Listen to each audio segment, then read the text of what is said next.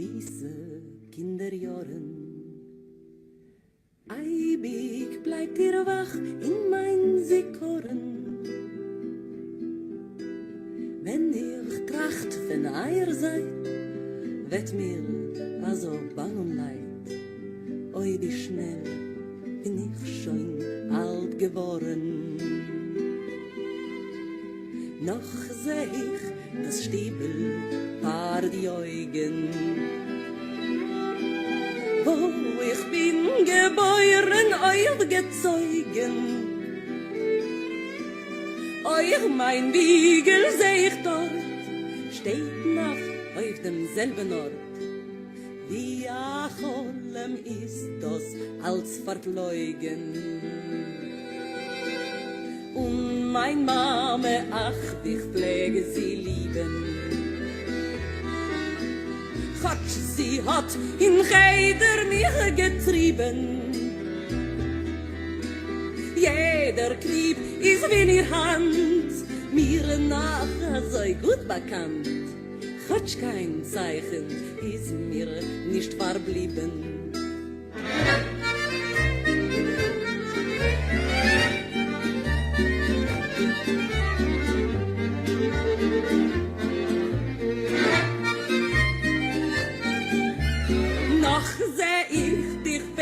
Alle du Schöne, nach kusch ich die Reite bekalach deine Augen voll mit Chein dringen in mein Herz rein. Hab gemeint, einmal du let sein meine. Kinderjahren, junge, schöne Blumen. Zurück zu mir wird ihr schon mehr nicht kommen. Jahren alte, traurige, kalte Meure, schordige, haben ihr schönen Platz vernommen. Kinderjahren hab euch angeboren. Mein Gott, reihe Mame euch verleuren. Denn der Stuben ist doch kein Fleck, Pegele ist euch weg. Oi, wie schnell bin ich schon alt geworden.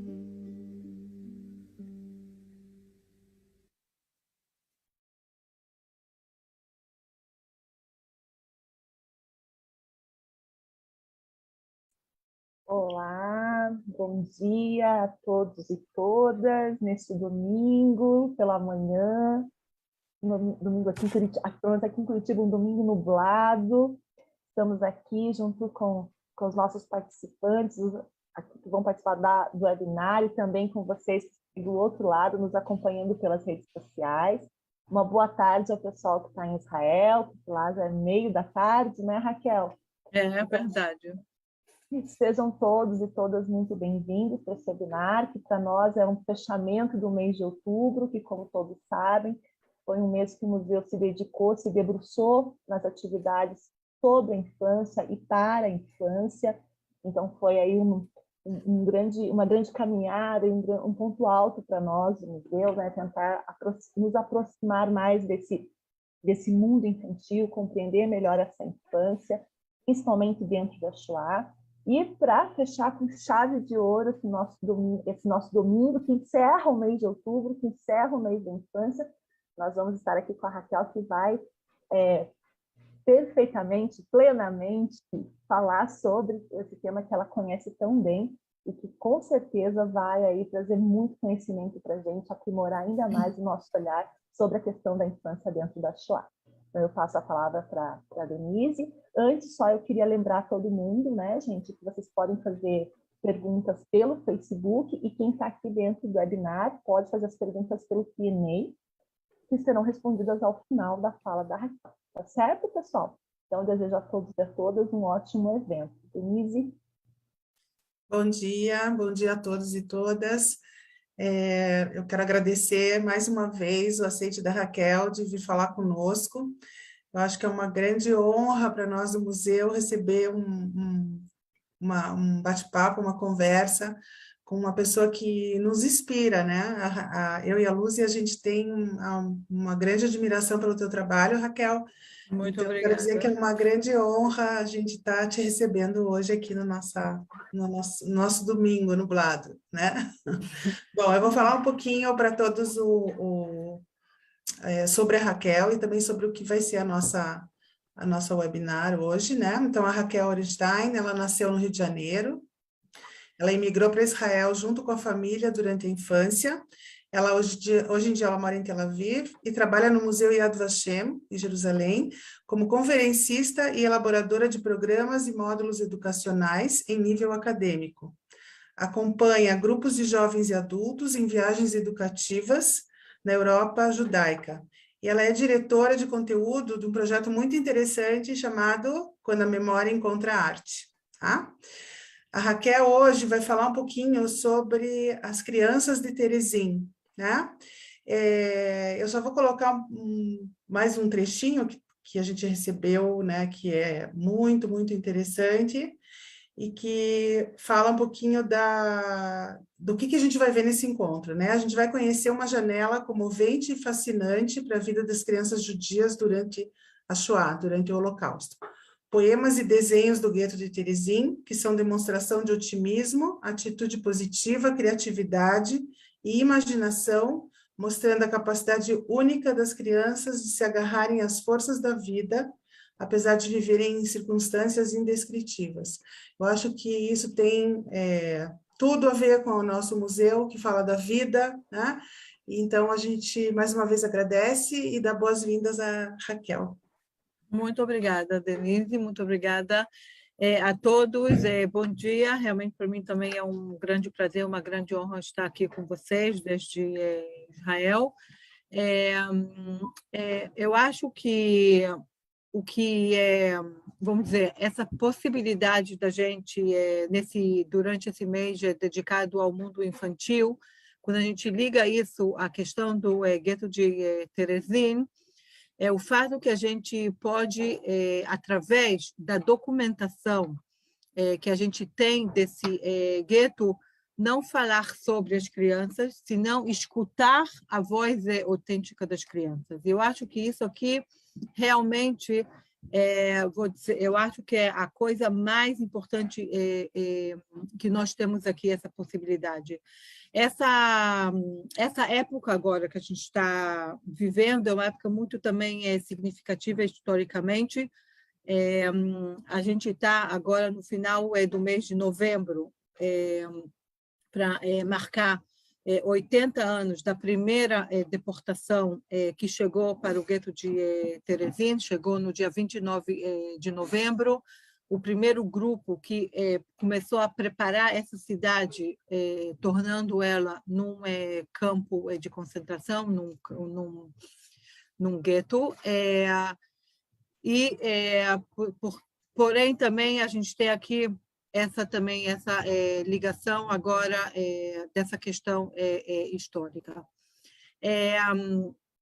Então, para começar e sem, vamos dizer, falar demais, eu quero aqui mostrar, e como a Denise disse, eu realmente sou a diretora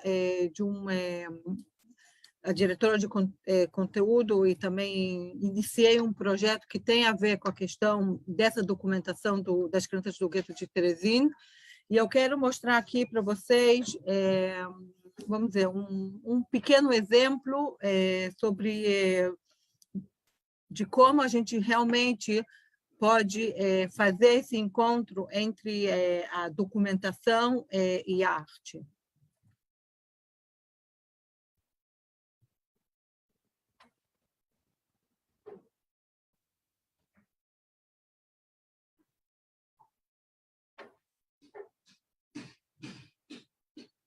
Espera aí, eu fiz aqui alguma confusão.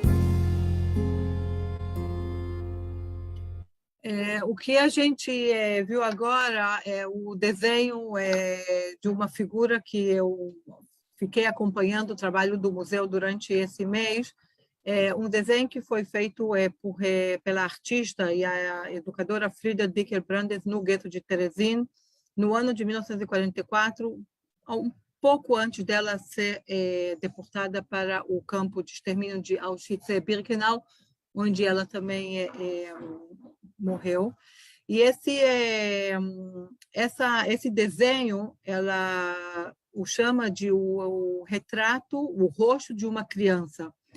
E, para mim, quando a gente olha para esse desenho e a gente vê os olhos que foram tão bem desenhados por ela, essa é a janela pela qual a gente pode realmente entrar dentro do mundo interno das crianças, e é o que a gente vai fazer junto agora, através das palavras que foram escritas pelas crianças e através dos desenhos. A gente vai ver aqui, hoje junto, 3 tipos de documentação.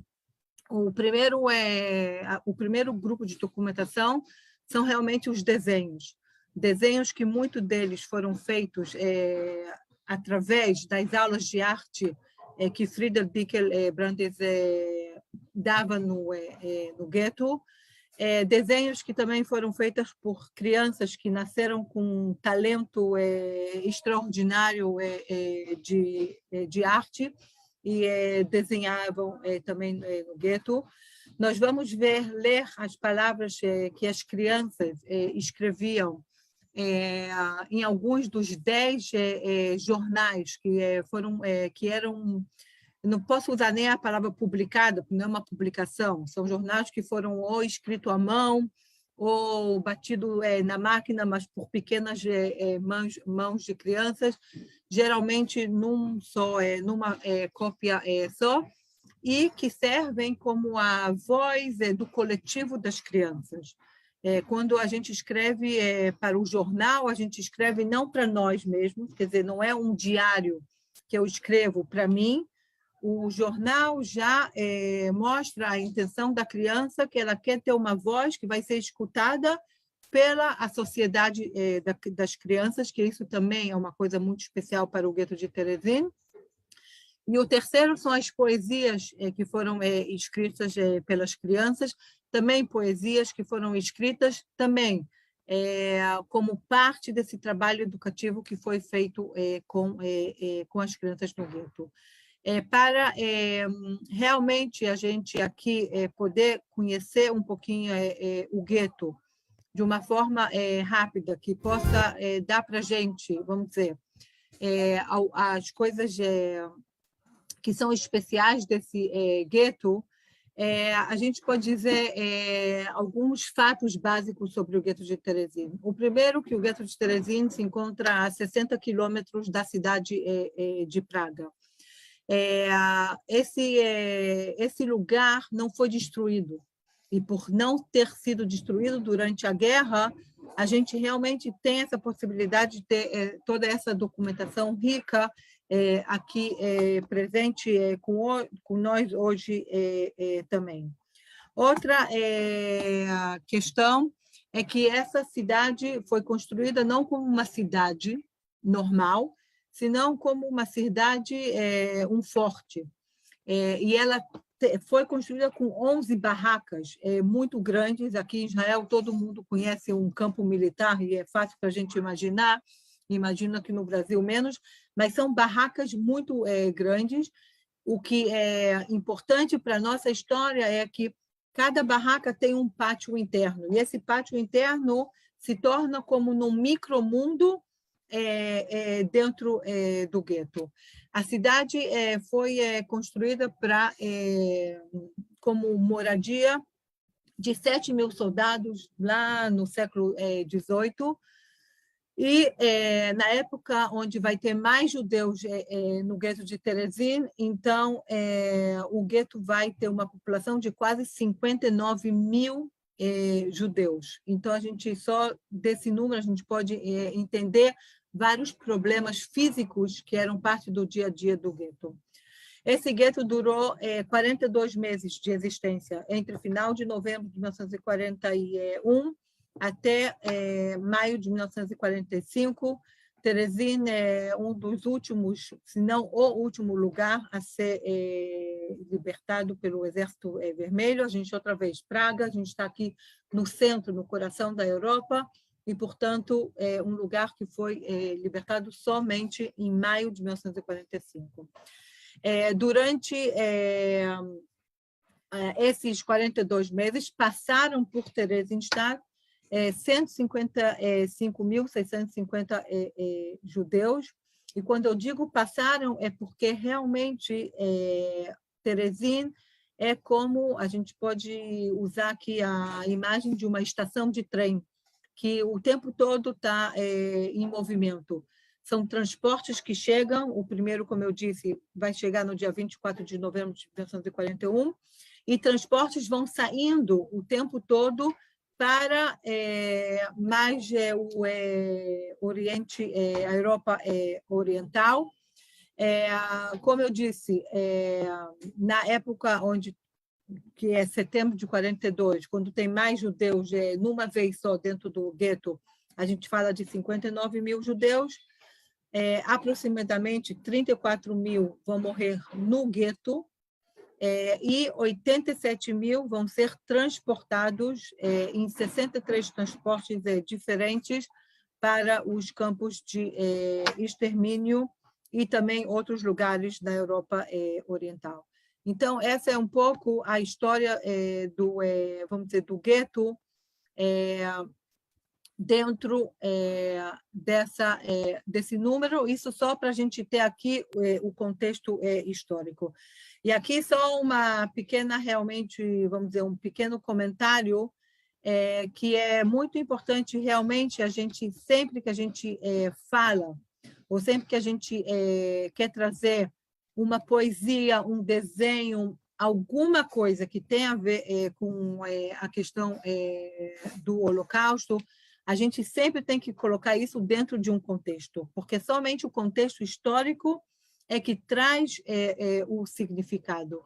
E eu acho que talvez o que mais simboliza o gueto de Terezin é a dualidade da vida desse lugar. E eu sei que às vezes a gente fala Terezin, a gente fala Theresienstadt, fala gueto, fala campo de concentração.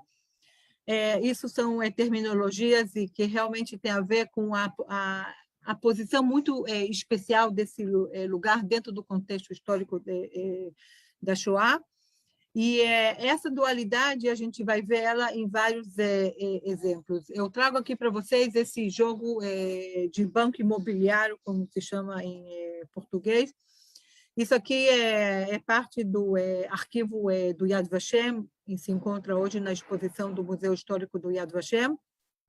E esse jogo aqui de banco imobiliário foi feito num workshop de artistas para as crianças, para ajudar as crianças a se orientarem dentro do gueto. As crianças chegam de casa, chegam para um lugar novo e precisam saber aonde está isso, aonde está aquilo. E o que a gente vê aqui é que dentro, no centro do jogo, a gente tem realmente um desenho da cidade, e a gente pode ver aqui a muralha e entender, primeiro, que realmente esse lugar foi construído como um forte, uma fortaleza, lá no século XVIII, e no momento que os nazistas estavam procurando um lugar para concentrar os judeus do protetorado de Boêmia e de Morávia, Terezin era um lugar muito, vamos dizer, confortável para eles, porque, primeiro, ele não estava dentro de Praga, mas também não era longe demais, como a gente viu, 60 quilômetros. O trem chegava perto, não até dentro da cidade, mas perto, e depois os nazistas só puxaram assim mais um pouquinho a linha do trem para que ela realmente entre dentro do gueto. E a coisa talvez mais importante é a muralha que já fecha e já isola a comunidade do gueto e não deixa que ela se comunique com a sociedade em volta. E cada um dessas desses cubinhos aqui é o nome de uma barraca, como a gente disse, 11 barracas, e era dessa maneira que realmente os adultos, vamos dizer, usaram para ajudar as crianças. A gente chega aqui a esse primeiro, vamos dizer, essa primeira corpus grande de documentação, que são uma quantidade de milhares, de aproximadamente 4.500 desenhos, que foram feitos durante essas aulas de arte pela a educadora e artista Frida Dicker Brandes. E eu não vou agora falar sobre ela, porque eu sei que vocês já tiveram material sobre isso, mas eu só coloquei aqui um exemplo de alguns desenhos, para a gente poder um pouco realmente conhecer, através desse desenho, começar a se aproximar para realmente o mundo interno das crianças. A pergunta, o que eles desenham? Como eles desenham? Tudo isso a gente vê aqui nesses exemplos desses desenhos. A gente vê, talvez, uma das coisas mais marcantes é a quantidade de desenhos de casas. A criança tem saudade da casa, ela desenha a casa. Ela desenha a mesa de jantar da família reunida. Ela desenha memórias de um parque de diversão e ela desenha também a realidade do quarto dela dentro da casa de crianças no gueto. Ela desenha a realidade, aqui a gente pode ver no desenho mais em cima, a divisão diária de comida que tinha dentro do gueto, e nem todas as crianças sabiam desenhar, assim, elas não tinham, que nem eu. Ela escreve, desenhar para mim é realmente algo quase impossível. Então, Frida Dicker Brandes, sabendo disso, ela também usava a possibilidade da arte de colagem, para também dar para cada criança se expressar da maneira que mais conveniente e mais adequada à criança. As crianças aqui expressam também os sentimentos, o medo, e a gente ainda vai falar sobre isso. Expressam aqui também a possibilidade de simplesmente treinar o movimento da mão, o jogo entre luz e cores, etc., etc. Tudo isso aqui realmente através dos desenhos. E o que eu quero aqui dizer com isso é que quando a gente quer conhecer realmente não o conteúdo histórico da história desse gueto, mas realmente conhecer a infância. Criança, como a gente sabe, isso todo pai sabe, que criança se expressa através de desenho. E através desses desenhos, a gente realmente pode fazer esse retrato do mundo da infância. E o que a gente vê aqui, outra vez, é essa dualidade. De um lado, a criança, e isso aqui foi uma decisão ideológica da liderança judaica do gueto, de dar para as crianças a possibilidade de ter uma infância. E isso não é uma coisa,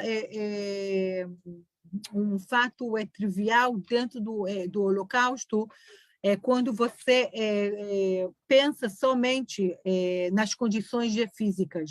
A ideia aqui não era só dar melhores condições físicas para as crianças, isso também, apesar de todas as limitações, mas o que era aqui mais importante era realmente dar para elas aqui as condições que vão poder possibilitar as crianças de ter uma infância. E essa decisão foi uma decisão do primeiro líder do gueto, Yaakov Edelstein, que ele era membro, ele era chefe, diretor do que a gente pode chamar hoje do movimento sionista na Tchecoslováquia antes da guerra, e ele veio e disse uma coisa assim, ele escreve isso numa carta para um amigo, dizendo que a minha função é pensar no futuro. E se eu quero algum dia construir uma sociedade positiva, uma sociedade judaica positiva no futuro país, na futura terra de Israel, no futuro país judeu, então eu preciso ter certeza que essas crianças vão poder ter uma infância normal. E elas vão poder crescer e depois serem adultos que vão poder levar adiante uma sociedade correta. Então, aqui, realmente, as crianças no gueto de Terezin vão ser, eventualmente, separadas fisicamente dos adultos e vai se criar aqui um mundo, uma sociedade de crianças. E elas vão viver juntos. E essa questão do junto, da força que a sociedade da criança tem sobre o coletivo e sobre o individual, também é outro ponto único e muito especial dentro da vida infantil do gueto de Terezin. E é isso aqui que a gente pode ver dentro desses desenhos. E para resumir aqui essa primeira parte, eu quero que a gente conheça esse jovem que se chama Egon Dredlich. Egon Dredlich, ele tinha 20 e poucos anos e ele vai ser nominado pelo líder Yaakov Edelstein para ser o diretor do departamento juvenil, do departamento que vai dirigir essas casas infantis. Ele, durante a época que ele está no gueto, ele escreve um diário. A gente pode ver aqui o manuscrito original do diário. Ele, antes da guerra, era professor de hebraico e professor de história em Praga, e ele escreve, a maior parte do diário dele, ele escreve em hebraico, e a gente pode ver isso aqui. E eu quero aqui ler com vocês esse trecho que ele escreve no dia 25 de novembro de 1942. Egon Dredlich é um desses jovens que vai chegar na primeira deportação no dia 24 de novembro de 41, quer dizer que ele escreve isso quando ele está exatamente 1 ano e 1 dia no gueto, e ele escreve assim: hoje o leite congelou na panela. O frio é muito perigoso. As crianças não tiram a roupa e assim os piolhos se multiplicam no dormitório dos jovens. Hoje foi a primeira apresentação da noiva vendida. Foi a mais bela apresentação que vi no gueto. E eu acho que esse trecho aqui é tudo isso. No dia 25 de novembro de 42, é tudo que ele escreve. Ele escreve muito pouco cada dia, mas eu acho que não tem uma maneira mais exata e mais precisa de entender essa dualidade. A gente pode perguntar aonde está a verdadeira Terezin? Ela está no frio, no leite que congela na panela e nos piolhos das crianças, ou ela está no fato que ele foi ver essa peça de ópera. A Noiva Vendida é uma peça muito conhecida para os tchecos, do músico Smetana, e ele vai ver uma peça de ópera, e essa foi a coisa mais bela que ele viu no gueto. E a resposta aqui é que o gueto está aqui e aqui. E só quando a gente faz o encontro entre as condições e a realidade do gueto, e o fato que, dentro dessa realidade, eles conseguiram educar e conseguiram realmente dar a essas crianças uma infância verdadeira, uma infância na qual as crianças se sentiram protegidas, se sentiram amadas, e elas puderam expressar tudo isso nessa documentação que a gente vê aqui. Mais um pequeno assim, comentário sobre isso, que sempre isso me chama a atenção, 25 de novembro, novembro é o princípio do inverno na Europa.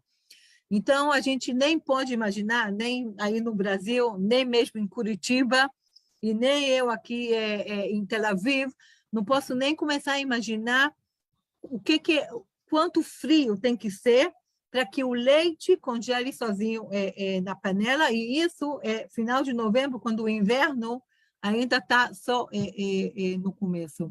Por exemplo, eu falei que a maior, vamos dizer, o maior objetivo não era a proteção física, porque isso eles estavam limitados. O que quer dizer essa limitação? Isso quer dizer que, por exemplo, só quando o frio ficava, a temperatura ficava menos 6 graus, não 6 graus, menos 6 graus, é que se podia acender os aquecimentos que eram a carvão, porque a quantidade de carvão que eles tinham era, obviamente, limitada e controlada pelos nazistas, e, portanto, só quando a temperatura baixava a menos 6. Então, aqui, realmente, eu acho que a coisa que a gente tem que admirar tanto é exatamente isso, esse contraste entre a realidade e a possibilidade de educar e dar um significado de infância para as crianças. A gente vai agora passar para conhecer os jornais. A gente fala aqui de aproximadamente 10 jornaizinhos diferentes, revistas, às vezes se chama revista, jornal, que eram feitas pelas crianças. Isso era parte vamos dizer, dessa vivência dentro do coletivo do mundo das crianças, era escrever no jornal. Jornais, cada quarto tinha seu jornal. Quando eu falo quarto, eu estou falando mais ou menos entre 20 e 25 crianças num quarto só, nessas barracas enormes, sim, do que era um semicampo militar. Tinham centenas de crianças dentro de uma barraca só, dividida em quartos. Obviamente, tinha casa de meninos, casa de meninas separadas, separadas também por idioma, as crianças que falavam tcheco e as crianças que falavam alemão, que chegaram também mais tarde para Teresin, da Alemanha e da Áustria. E a gente vai ver aqui 2 jornais diferentes. E o primeiro trecho que a gente vai ver aqui é o trecho que responde à pergunta do porquê. Por que as crianças escolhem escrever no jornal? E esse jornal aqui se chama Camarade, sim, amigo, e ele foi escrito por um grupo de meninos entre a idade de 13 e 14 anos, na casa número 1, que era o L417, para quem conhece um pouco mais a história do gueto de Teresin. E eles escrevem assim: inauguramos hoje um jornalzinho que será o retrato verbal do nosso reino. Reino quer dizer casa em tcheco. Não casa, que isso é domov, senão casa no sentido de lar. É o nosso primeiro passo rumo à independência. É um esforço conjunto para o bem de todos nós. Ela constituirá para nós não apenas distração e diversão, para afastar o tédio, ela será também uma fonte de aprendizagem e o representante do nosso reino. Veremos nele nossa criação literária, portanto, esforcemos-nos para que seja o melhor possível. Por todas essas razões, eu conto com a colaboração de todos e espero que o camarada se transforme no futuro em amigo verdadeiro. Ao futuro do camarada viva com toda a minha amizade, Zbaginha, que é o nome, o nome literário de uma criança que se chama Ivan Polak. E esses jornais não foram escritos pelos professores que viviam e os monitores que viviam com as crianças dentro da casa das crianças. senão era escrito pelas crianças em si, e tinha a colaboração e a participação de todos, e a ideia aqui é realmente dar um sentido. A gente vê isso em vários outros assim, trechos e textos de outros jornais, a necessidade das crianças, ou vamos dizer, dos educadores, colocar no coração das crianças o fato que eles têm um significativo. Eles não estão em Teresina só porque eles foram expulsos pelos nazistas, mas encontrar um significativo interno para esse tempo no qual eles estão lá, e que isso seja parte de uma construção positiva da identidade deles, sem se sentir vítimas que sofreram agora uma expulsão da casa, da vida normal, mas realmente fortalecer eles, sinceramente, fortalecer a alma das crianças, para que elas possam realmente ter um centro forte que possibilita elas a sobreviver e aguentar todas essas condições físicas e essa incerteza e esse medo que era parte do cotidiano do gueto. A gente vai ver agora mais um trecho, que é um dos trechos que eu mais acho interessante, porque eu acho que ele mostra para a gente aqui esse diálogo entre o mundo da criança, que era um mundo, vamos dizer, protegido.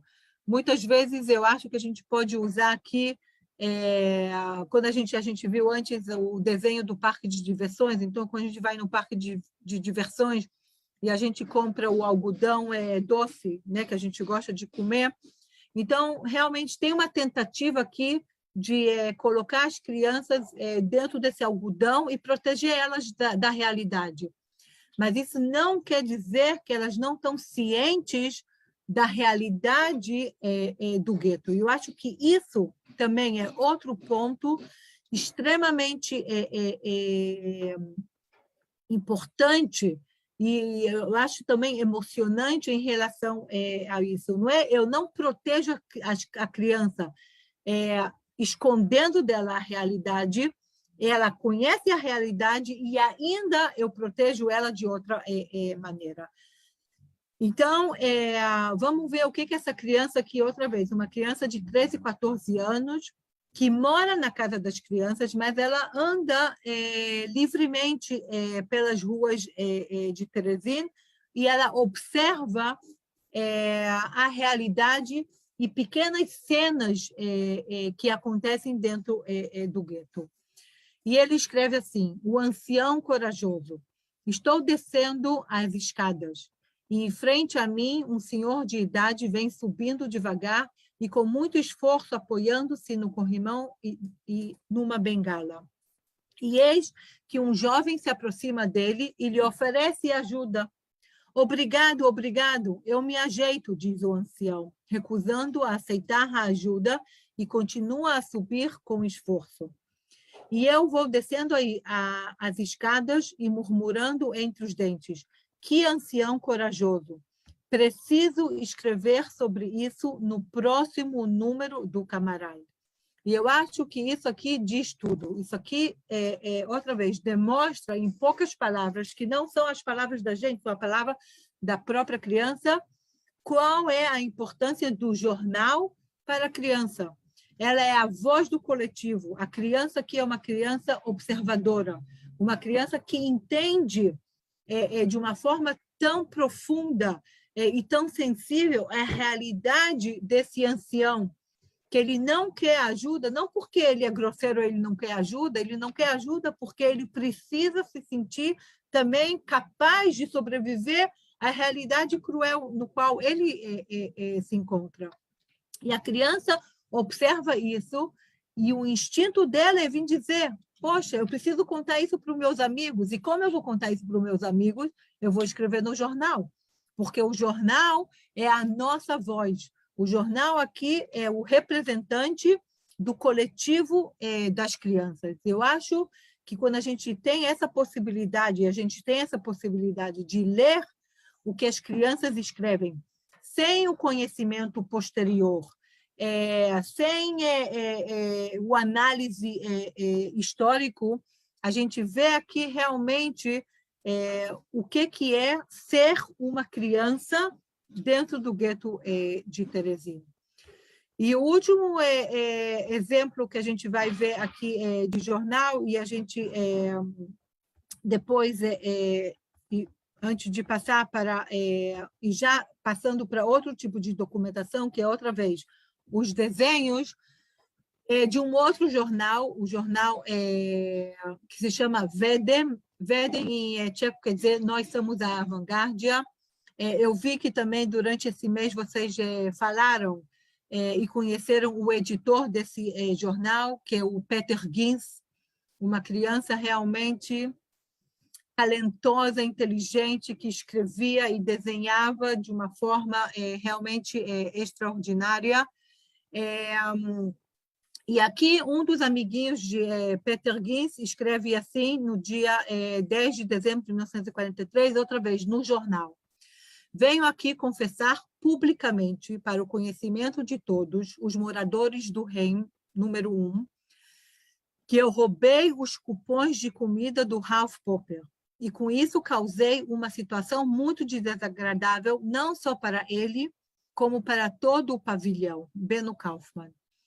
E aqui a gente tem todo mundo que é educador e pai, entende que essa criança aqui não resolveu sozinha, de repente, escrever isso no jornal.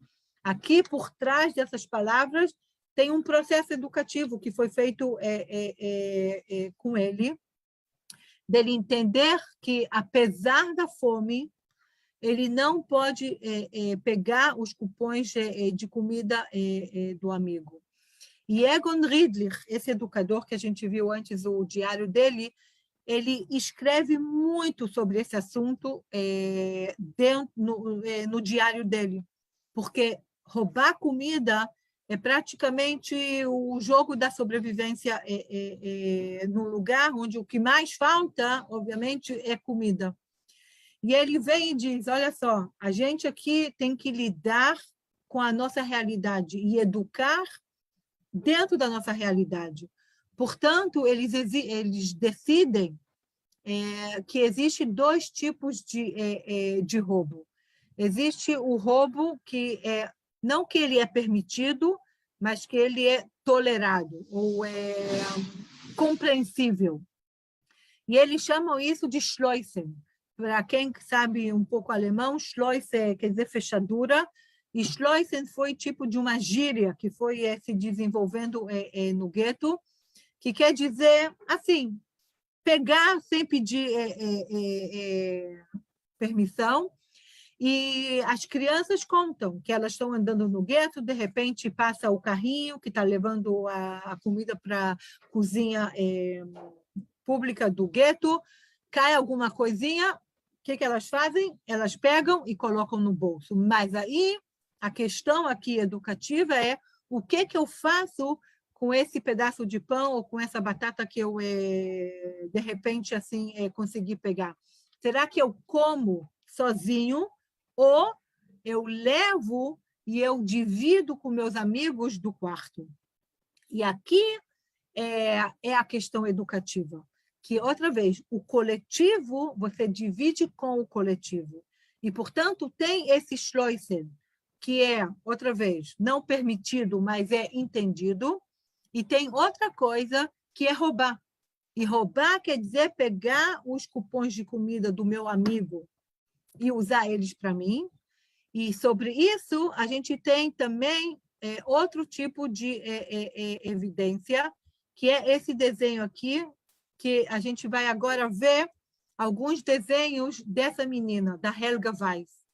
Helga Weiss, como a gente pode ver, ela não era aluna da Frida Dickel Brandes, e eu uma vez perguntei eu conheço ela pessoalmente, ela mora em Praga.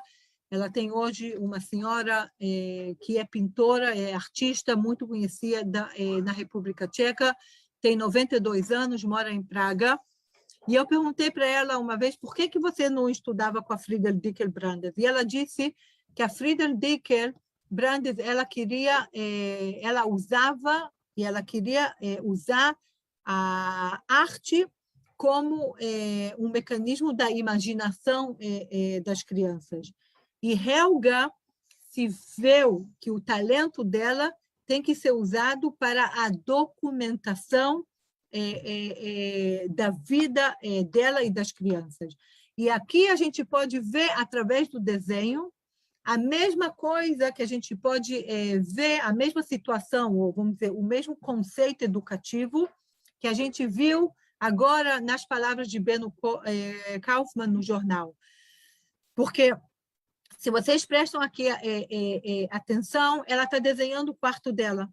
E o quarto dela conta a história de uma cidade que foi construída para ser populada por 7.000 soldados e acaba sendo populada por 59.000 pessoas, famílias. A gente vê que aqui tem tudo. Tem a roupa, as coisas da cozinha, a mala, obviamente, mas tem aqui na cama, com a coberta vermelha, um pedaço de pão. E para a gente entender esse pedaço de pão aqui, a gente tem que entender o processo educativo que os educadores fazem com a criança. Quer dizer que ela sente aqui, segura, outra vez, eu disse, aqui a ideia é proteger a alma da criança. E ela sabe que, apesar da fome, e apesar da realidade, e apesar do frio, e apesar do leite congelado na panela, ela pode deixar esse pedaço de pão aqui na cama dela, e que as amiguinhas dela, que são parte do reino, parte do coletivo das crianças, são a família dela, ninguém vai tocar nesse pedaço de pão dela aqui. E isso, eu acho que é o melhor, outra vez, o exemplo da força da educação dentro do gueto de Teresina. Helga também é uma criança extremamente talentosa. Ela escreve também um diário que vocês podem aqui, como vocês podem ver, foi traduzido para o português. Eu sei que se pode encontrar ele no museu. E o primeiro desenho que Helga faz, Helga chega para o gueto em dezembro de 41, e o primeiro desenho que ela faz é esse aqui, esse desenho de um boneco de neve, é o que ela está vendo, né? Dezembro, neve. Ela dá de presente para o pai dela, e o pai dela devolve para ela o desenho e escreve atrás uma frase que Helga diz que é a frase que vai ser o moto dela desse momento em diante. E o pai dela escreve para ela, em tcheco, obviamente, desenha o que você ver. E ela disse, essas palavras do meu pai me tornaram numa criança que estava ciente que ela precisa usar o talento dela artístico para documentar a vida do gueto. E ela para de desenhar desenhos, vamos dizer, inocentes de criança, e começa a documentar a história do gueto. E a gente pode ver aqui outro desenho dela do quarto, porque, no princípio, as crianças viviam assim, como a gente viu, uma cama do lado do outro, mas quanto mais o gueto ficou apertadinho, vai se construir beliches de 3 andares, é o que a gente vê aqui. Esse é o quarto dela. E ela mostra aqui o que quer dizer viver num lugar que, na realidade, é um campo de trânsito, que, como eu disse, um tipo de um movimento que não para nunca, de transporte que entra e transporte que sai, transporte que entra e transporte que sai.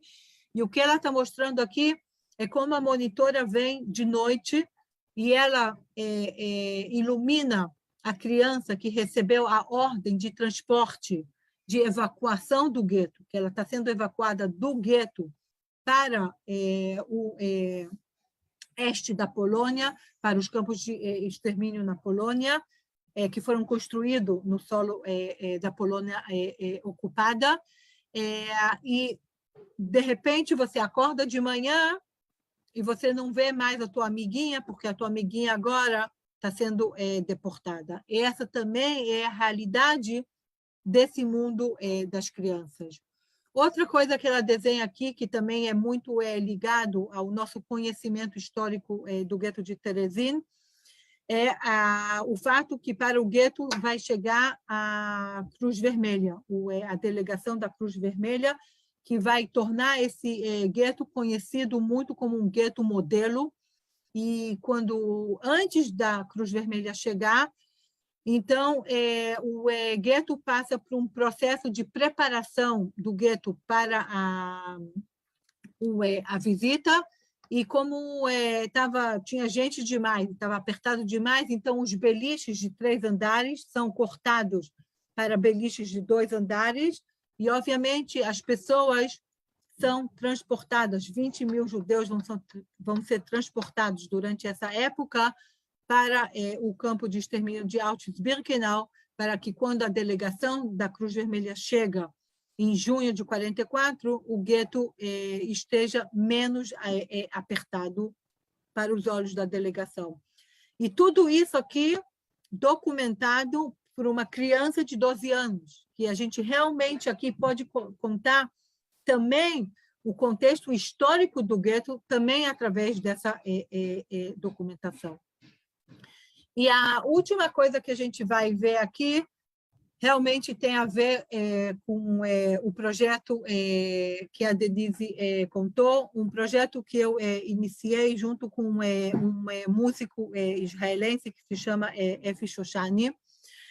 As crianças do gueto de Terezin, como a gente viu, escreveram, não só os jornais, como escreveram poesias.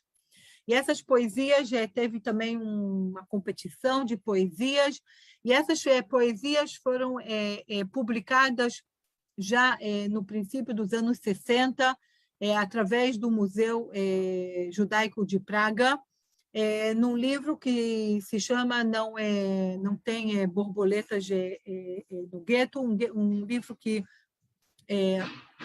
não foi, como livro, não foi ainda traduzido para o português.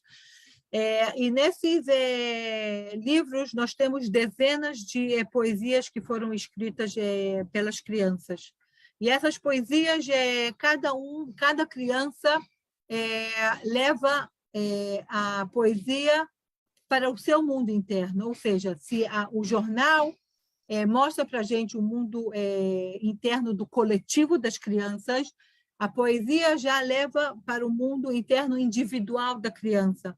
Uma criança vai escrever sobre as saudades que ela tem de casa, outra criança escreve sobre o medo que ela tem pelos acontecimentos no gueto.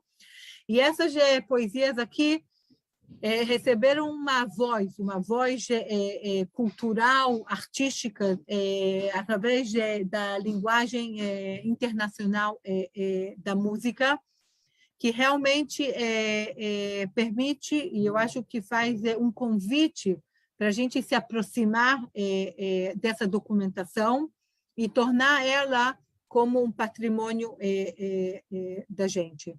Então, o que a gente vai ver agora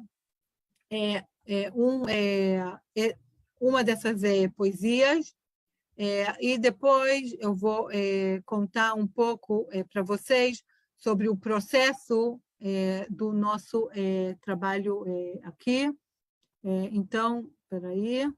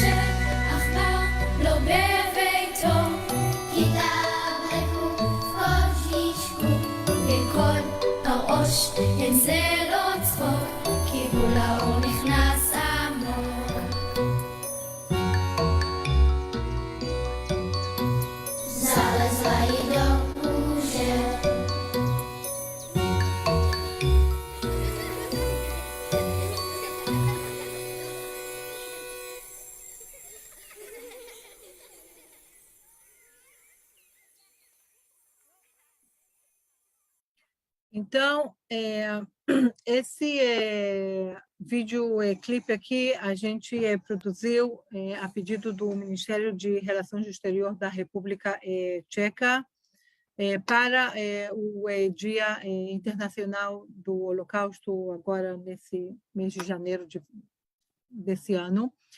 E a gente vê aqui realmente esse encontro entre a documentação e a arte. O nosso projeto se chama Quando a Memória Encontra a Arte, e a memória, a gente sempre lembra, não para o passado, a memória nos leva para o futuro.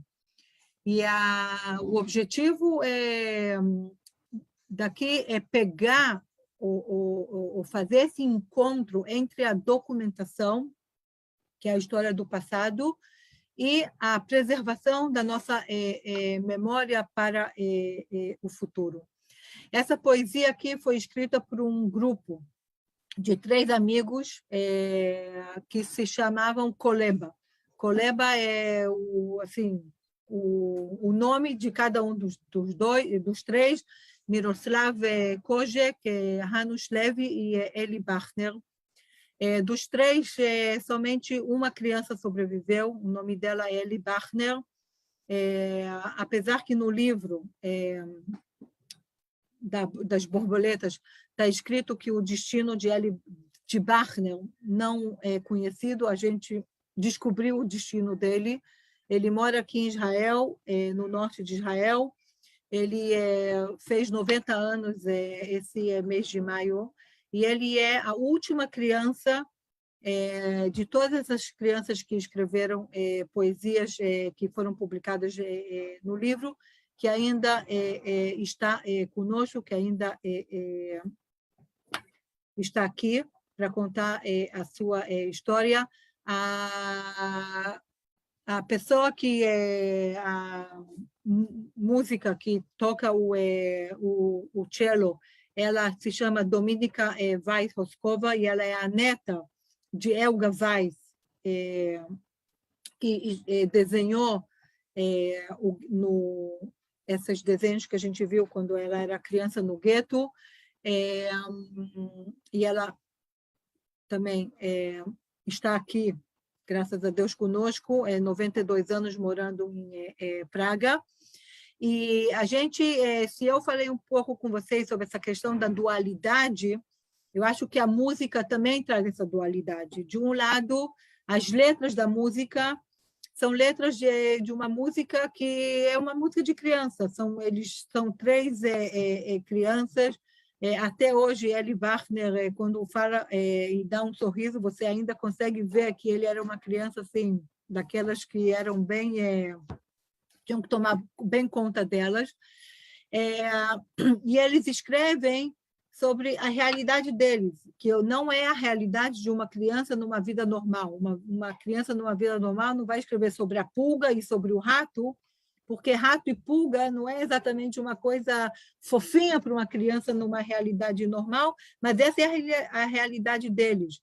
Por exemplo, não existe um depoimento sobre Theresienstadt que não fala sobre as pulgas, porque isso era dos grandes problemas, outra vez, físicos do gueto, e as pessoas se coçavam e passavam noites inteiras se coçando por causa das pulgas.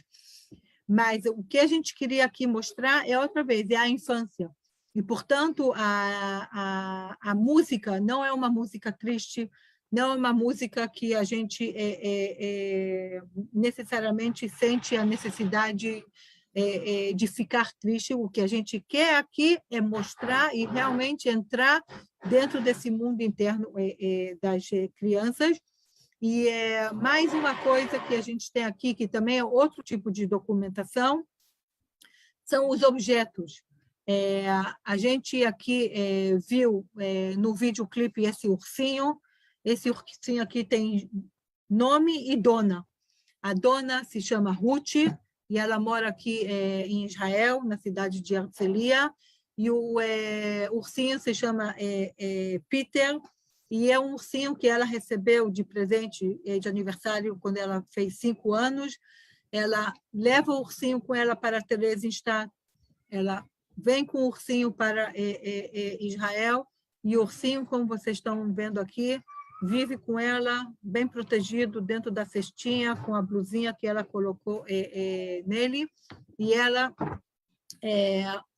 e a gente quis contar, outra vez, também sobre a infância, não com qualquer ursinho que a gente pode pegar numa loja, mas senão realmente trazer aqui realmente a documentação, também através do objeto.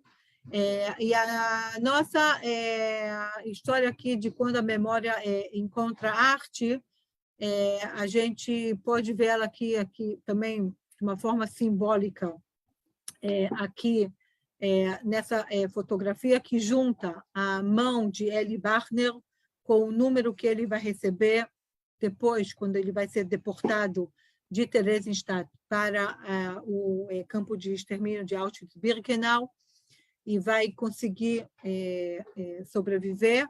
E a mão aqui do meu sócio do projeto, o músico Fischoshani. Então, era isso que eu queria compartilhar aqui com vocês, realmente um pouquinho sobre esse mundo interno das crianças, sobre o significado de ser criança de verdade, ter uma infância verdadeira dentro dos anos do Holocausto, de realmente de pensar como a gente pode preservar, como a gente deve hoje preservar a memória nesse momento que a gente está aqui, como eu disse, marcando 80 anos para a primeira deportação do gueto, quando a voz dos sobreviventes, aos pouquinhos, vai indo e diminuindo. E eu acho que é precisamente nesse momento que a gente tem que ir para a documentação. E através da documentação e através da interpretação artística, educativa que a gente dá para a educação, manter realmente esse link autêntico de compreender o ser humano como criança, como adulto, dentro desses anos do Holocausto. E eu quero terminar com uma frase que eu gosto muito, que foi dita pelo o rabino Lord Jonathan Sacks, que faleceu há um ano atrás. Ele era filósofo teológico, durante muitos anos foi o rabino-chefe da Britânia, da Inglaterra, e ele sempre dizia que uma sociedade sem memória é como sair para uma viagem sem mapa. E como a gente hoje não sai para nenhum lugar sem o Google Maps, eu acho que a gente também, como sociedade, não pode continuar e não pode ter um futuro se a gente não tem a memória. E a memória do Holocausto, ela é parte integral, eu acho, dessa nossa memória atual. Então, muito obrigada. E se tem alguns comentários, perguntas, eu estou aqui. Eu queria, antes de tudo, agradecer mais uma vez, porque foi realmente maravilhoso. Eu acho que eu já escutei você falar algumas vezes, e toda vez eu me surpreendo, e enriquece assim, muito o que a gente conhece, o que a gente já sabe sobre a Shoah, e avança, né? A gente consegue avançar ainda mais. Eu acho que esse teu projeto, quando a Memória Encontra a Arte, é importantíssimo, é maravilhoso. Eu já vi outros filmes. Por acaso, a Poesia do Ratinho a gente colocou essa semana, né, Luzi, nas nossas redes sociais. Então, veio fechar com chave de ouro realmente esse teu projeto. Eu quero agradecer mesmo. Espero um dia a gente fazer outras parcerias. Vamos lá. Sem dúvida. Tá Também bom. não sou virtual. Isso, exatamente. Tem que ser virtual. Sim, sim. Eu também, Raquel, quero te agradecer muitíssimo, muitíssimo. Como bem disse a Denise, a gente ouve você uma vez, mas a gente quer ouvir sempre. Cada vez que a gente ouve, é um aprofundamento para nós. Eu, particularmente, tenho, se é que se pode dizer isso, mas eu tenho um apreço pelo campo de Terezinha. A primeira vez que eu me aventurei a trabalhar com o ensino do Holocausto com crianças, eu parti do campo de Terezinha, porque eu acho que quando criança conversa com criança, as coisas também fazem mais sentido, né, Raquel? Então, eu tenho mesmo apreço, e quando eu ouço você falar, eu fico, de fato, emocionada. Esse é o termo, Raquel, que define o que eu sinto quando eu ouço você falar. Né? E obrigada. Eu quero te agradecer muitíssimo, dizer que realmente a gente não podia ter terminado esse mês de forma melhor, de forma mais coroada, né? Perfeito. E eu também queria te fazer uma pergunta rapidinho, porque você mostrou o teu projeto, e eu queria saber se esse projeto está disponível no YouTube, ou a gente só consegue ter acesso. Sim, está disponível no YouTube, sim, eu mando para você o link. O link. Ah, que bom. Claro. Obrigada, Raquel, porque tem algumas pessoas me perguntando pelo WhatsApp, que estão acompanhando e pediram, mas se tem link. Eu só quero te agradecer, Raquel, dizer toda a rabá, muito obrigada. Aqui todo mundo fazendo muitos elogios para você, pessoas que acompanharam aqui pelo webinar, pessoas que acompanharam pelo Facebook. Eu acho assim que a gente poderia até ter muitas questões, mas a gente fica tão impactada com as suas palavras que a gente fica ali pensando e refletindo sobre o que você disse e como você falou, né, o quanto criança também produz documentação, né?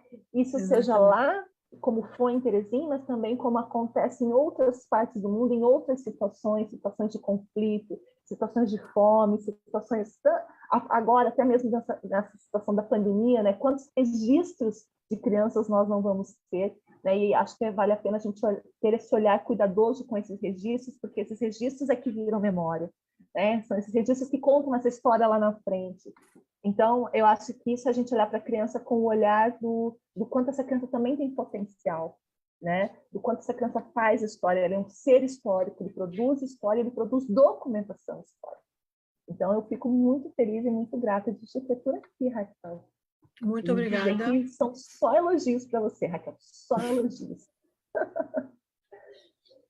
Então, se você quiser encerrar, dar um tchau Eu para o acho que pessoal. tem alguns comentários aqui, Luzi, que a gente podia reler, né? Não sei. Eu acho que perguntas no Q&A não tem, né? Não, só tem alguns comentários mesmo. Ainda falando ali sobre documentação, né? Tem que fala ali. A potência da infância reverbera ao infinito, né? E com adultos sensíveis a isso, tudo fica mais lindo e que essa manhã foi uma manhã impactante, as informações. Parabéns à professora Raquel, sua concepção de infância a partir da experiência mudaria a dinâmica da educação brasileira. É o comentário da professora Araci. A professora Araci, Raquel, é minha orientadora de mestrado. E ela acompanha de perto essa nossa caminhada dentro do Holocausto, né? E com essa vertente, com esse olhar para a infância.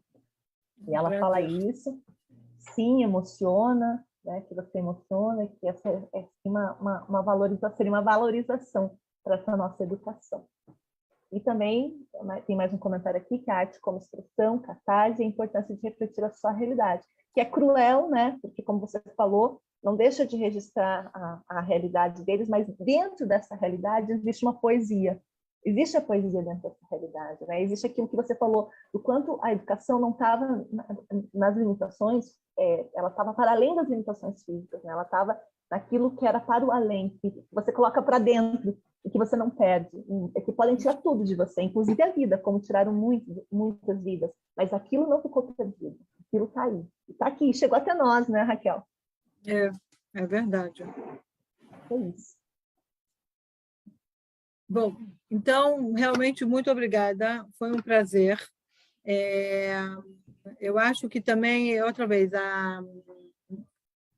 só para dizer talvez uma coisa que eu não disse, apesar de ser óbvio, é que são crianças que estão cantando, crianças de Praga, do Colégio Judaico de Praga, Escola Lauder, e crianças aqui de Tel Aviv. E é um diálogo também, outra vez, do presente, tá? Outra vez, a memória está sempre direcionada para o futuro.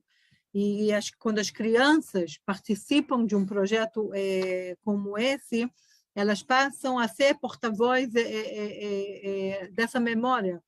E a história agora também é parte da história delas. Eu acho que aqui, realmente, essa documentação infantil, ela tem esse poder realmente de tocar no coração de criança hoje, também, e ser uma fonte de inspiração, eu acho, para crianças que também hoje, lamentavelmente, vivem em situações extremas, como a gente sabe, que não faltam exemplos também para isso.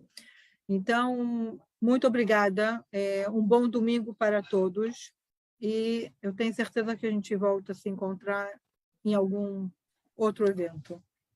Sim. Com certeza, com certeza. Eu não sei se a Denise quer falar mais alguma coisa. Não, eu só queria finalizar também agradecendo e desejando um bom domingo para todos.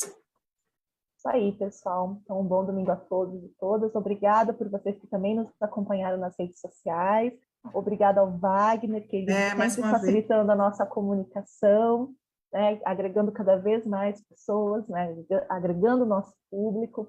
Obrigado para vocês que participaram aqui pelo webinar, para vocês que participaram aí pelo Facebook. Desejamos a todos um ótimo domingo. Ainda hoje a gente tem o lançamento de uma contação de história, a última contação de história do mês de outubro, vale a pena conhecer.